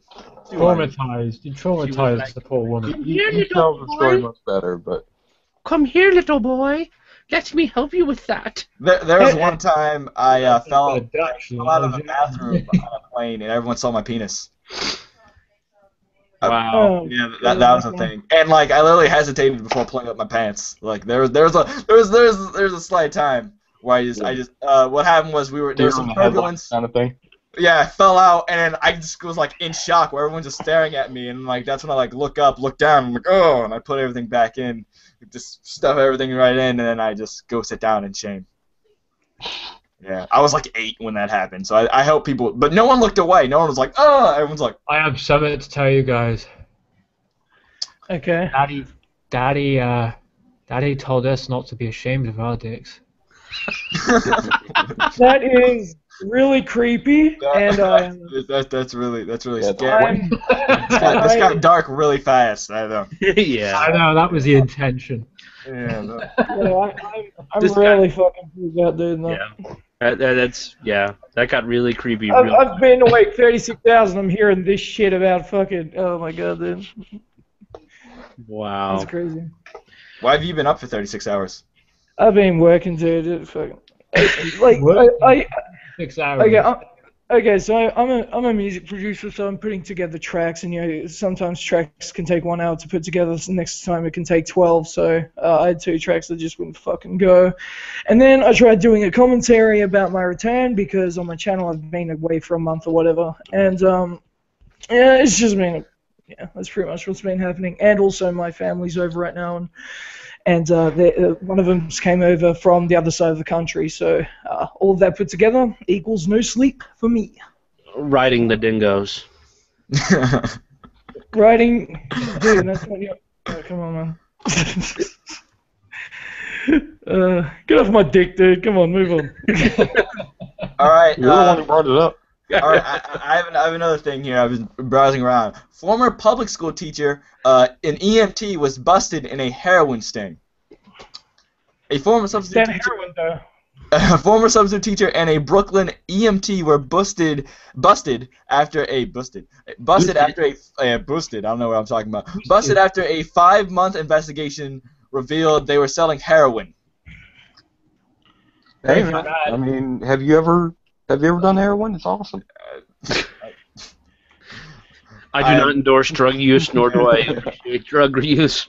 Anything Robbie says, I am not held accountable for. That and cocaine. Did this teacher have a goatee, and did they wear like a kind of like a hat and they have glasses or anything like that? Heisenberg. I don't think that's who it is. But what drugs do you think people are like mostly doing nowadays? Weed, obviously. Well, everyone knows weed, but like, what's second? Second, pills. Ecstasy. I mean, not even ecstasy. I mean, like, Pain pills and pharmaceutical shit. pills, yeah. Yeah, pain pills and shit. Yeah, that's good. But I know so many I knew so many people in high school that we fucking were on ecstasy. I knew more people on ecstasy than on fucking marijuana. So I know maybe that's just a thing here, but. Yeah, probably. Anyways, I just dropped something in the link. You guys should look at it. I'm afraid to click your links. You sometimes link some weird shit. Nah, this Jesus Christ. There it is. There's the reaction. I'm not clicking. What is it? Tell me what it is. No, it's just a big cat. That's all it is. Not a pussy, but it's an actual cat, like feline. An actual cat. Yes. Okay. Click the link and you'll see what I'm talking about. My God. Is it? I mean, you get big cats for some reason. But no, not It's this an big. embedded YouTube link. Do we really need the ad page around it? Come on. Jesus fucking Ad Christ. blocker, that's what you need. What the fuck is that? It looks like some sort of fucking... It looks like my cat, like 7 times the fucking size. What's she feeding that thing? Small Holy people. shit. Probably. It looks like it ate a fucking anaconda or something and it just fucking grew out from it. Yes, It looks like it's just... It's eating... It's like it's a cat that's eating a smaller cat. What is? Look at the fucking... It's bigger than the fucking woman's head. The cat's head is bigger than the woman's head. I'm watching this video, dude. 38 What the pounds. hell is this? My It's bigger God. than my fucking dog, dude. That cat's got to have health problems or something because of its size. That cat's probably miserable. Like, why is that cat that big? There's no reason for. Speaking of cats, did you guys see the video of that cat that saved that kid? Yes, Yeah, I saw that was awesome. That I've never seen a cat like run after a dog ever in my life. That cat like fucking that. just creeped. Bam! No, like he ran and turned around and kicked him. Like, did anyone just like ran full speed and just turned around and kicked that dog? Like, right in the muzzle. Ninja'd the cat. It was like. I think Jay is still stuck on the huge cat. Yeah, Jay can't handle how big this cat is. This cat looks exactly like my orange cat, but like 3 times the size. I can't get over it. It looks identical, like the spotting on it and everything. My cat's orange and white. It looks exactly the same. I'm freaked out, dude. That's a big fucking cat. That's what it is. Dude, what happens there? Is that something genetic or what is that? I have no clue. What did the fucking cat have sex with a fucking tiger or something? What happened? I have no clue. I just saw it and I was like, yes, we have to talk about this. Dude, I'm freaked out. That looks like my cat.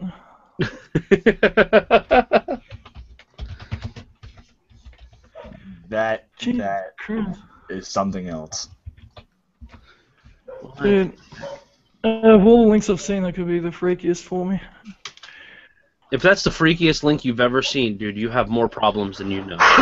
Yeah, you don't know the internet. Yeah. It looks just like my cat. Australian internet must be messing with you because there are dark sides to the internet.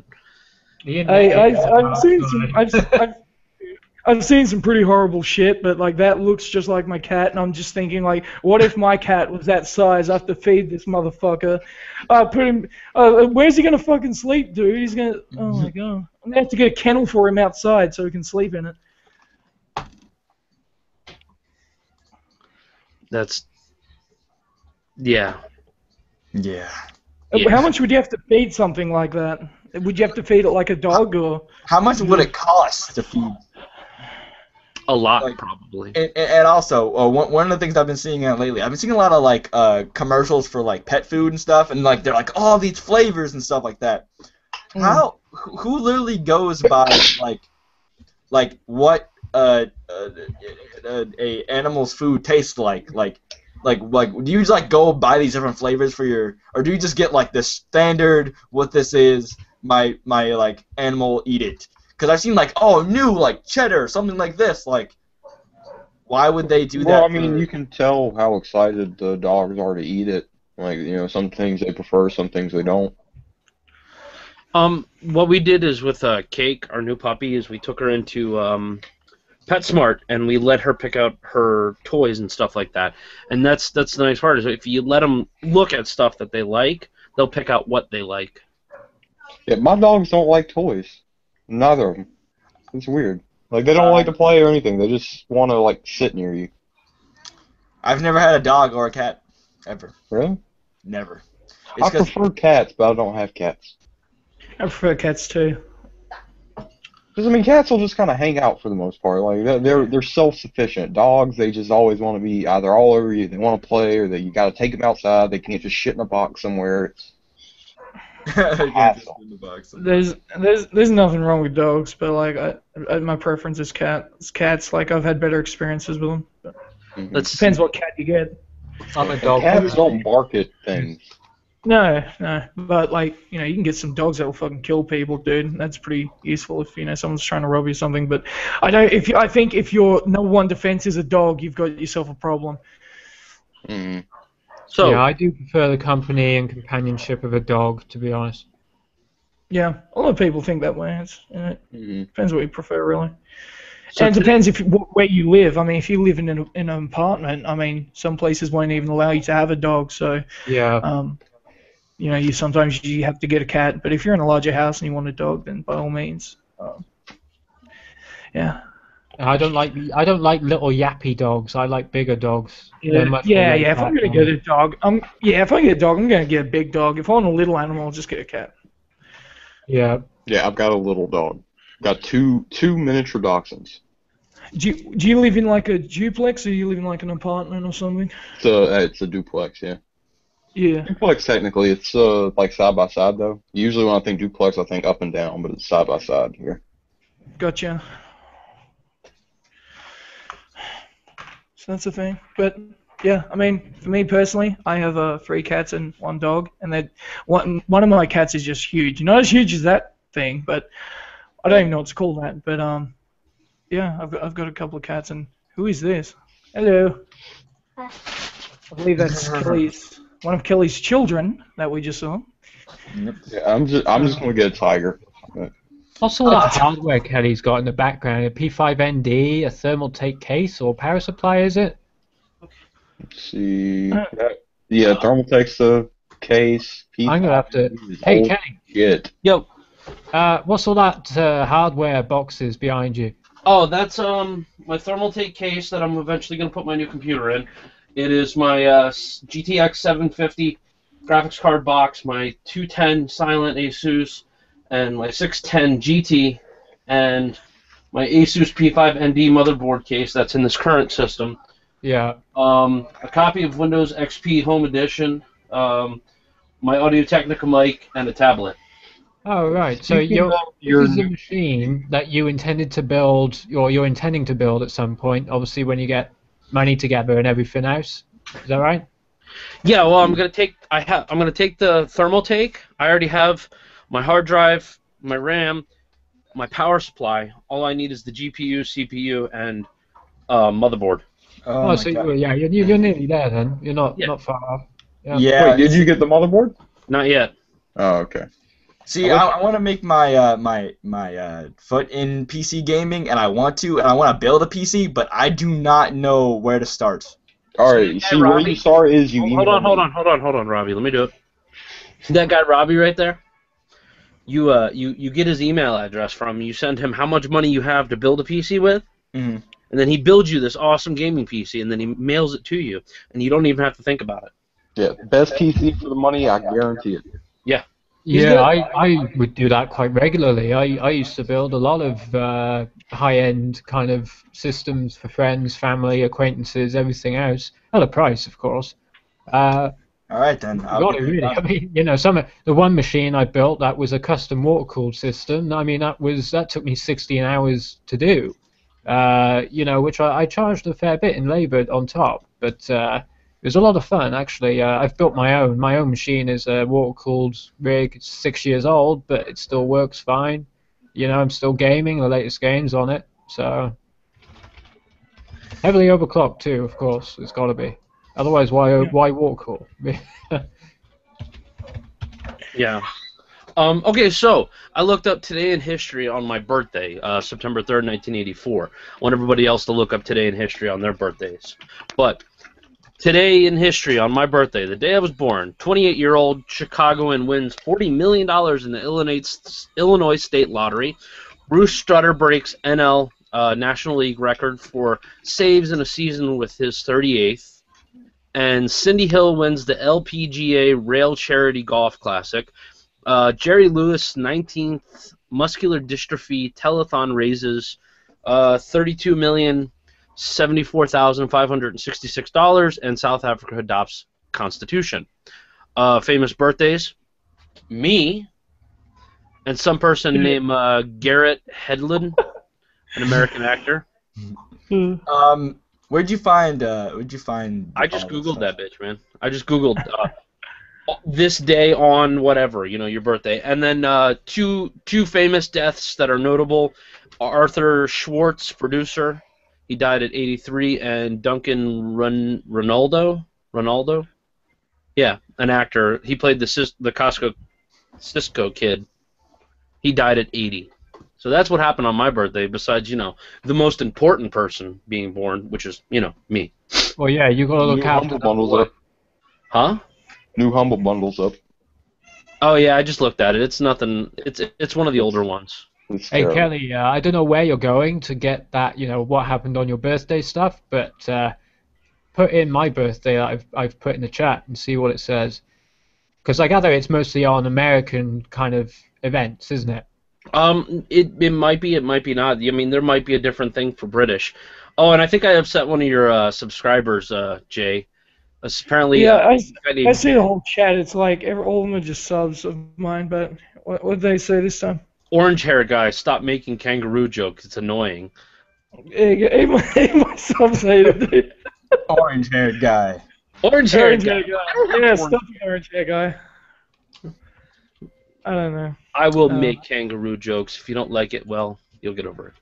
Well, basically on my birthday, one of the main things that they keep saying was Barack Obama elected president of the United States in 2008.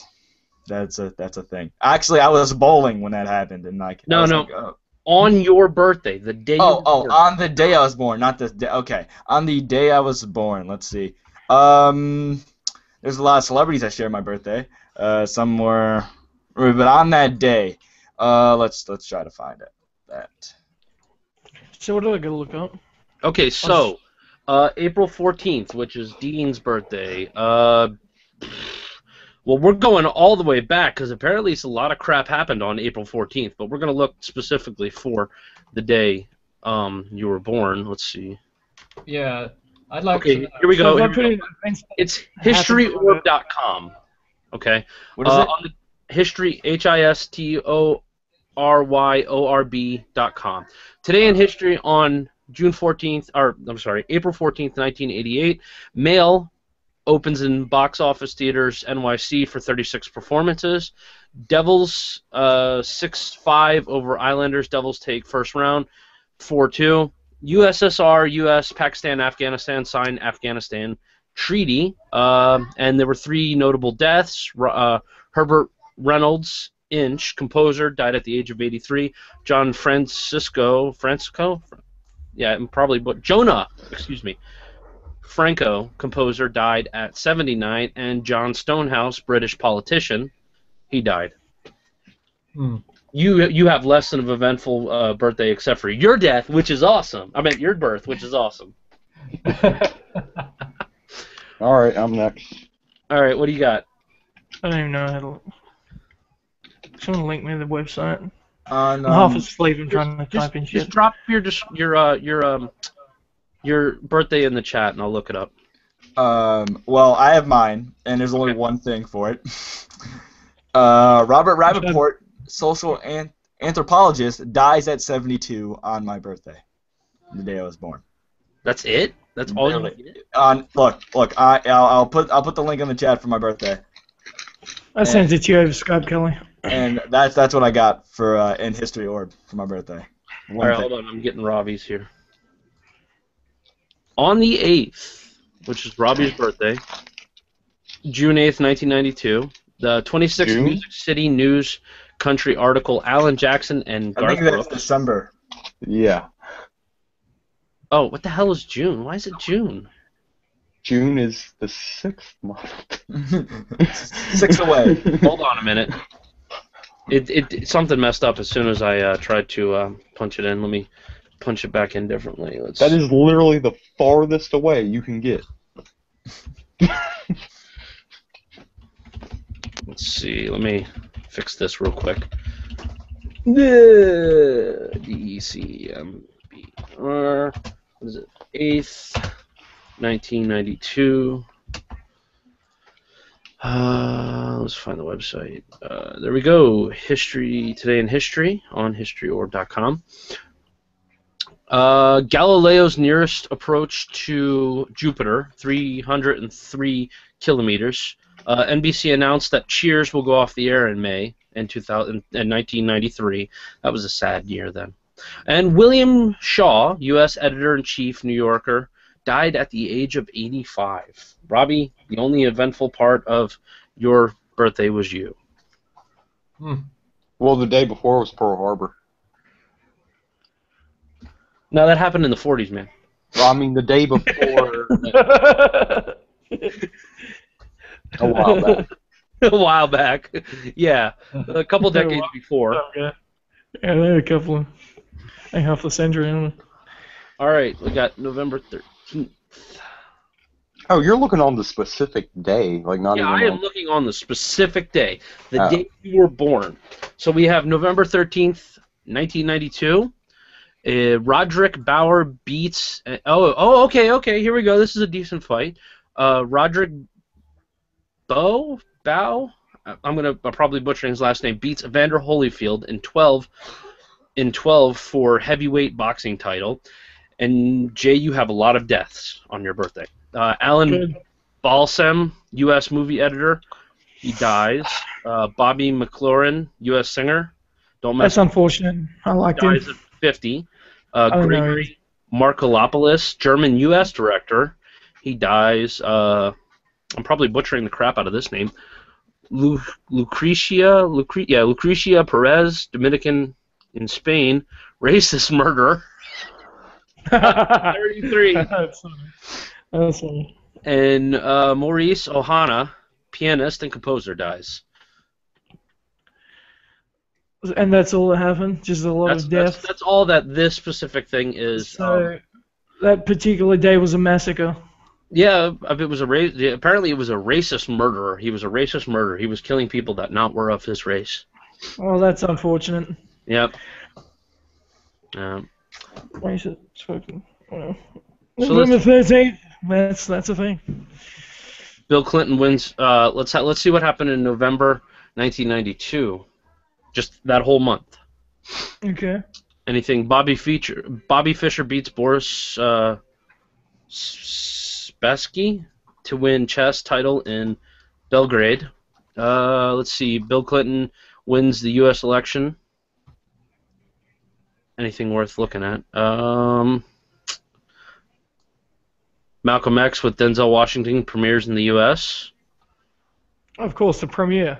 Yep. Boeing 734 crashes into a mountain in China and kills 141 people.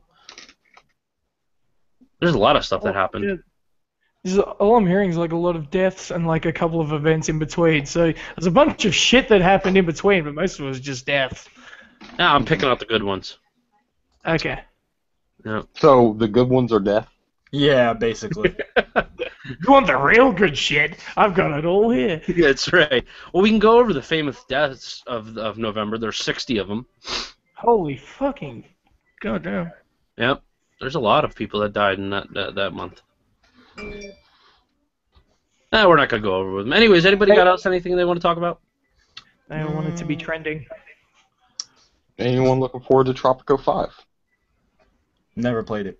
Oh, my brother's gonna love it.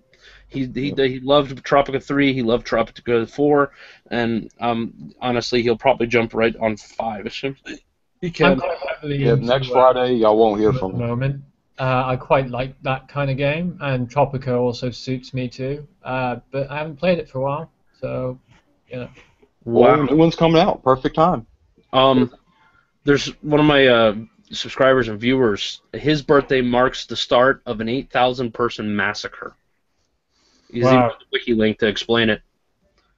That's he's like the unfortunate. Well, a subscriber tweeted at me on Twitter at IcemanOz and used G2A code IcemanOz for 5% off. Anyway, I learned on my birthday in 1945 the concentration camp in Auschwitz was evacuated. No. Oh, that's awesome. They wanted to go see him, maybe. Maybe, yeah. It's second coming of Jesus. I nearly spat out my drink then, dude. Don't do that. Second coming of Jesus. Wow.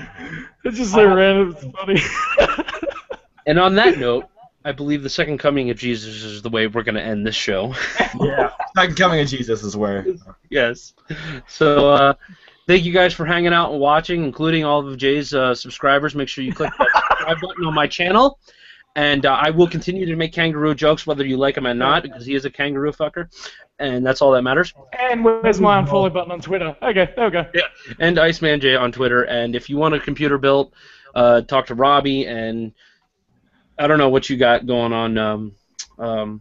Damn, I can't. Dean, duh. I keep wanting to call you Hughes. How could you forget Dean, you bastard? And then, of course, always check out Crazy's channel. I'm going to drop them all in the description so you guys can check out all these individual people. They are really awesome, and I enjoy hanging out with them, even if one is a kangaroo fucker and rides dingoes. And even if one looks like a child with a in the haircut. multiverse. Come on. And if you would like to be on the show, please send me an email, tweet at me, or hit my Facebook, and just let me know you want to be on the show to hang out, because I'd like to have more of my subscribers and folks that are new to the show, to the channel, to come and hang out and get a chance to talk to me. So thank you guys for coming on and hanging out. Say goodbye. Yep, bye, All everybody. right. Yo, peace. Yep.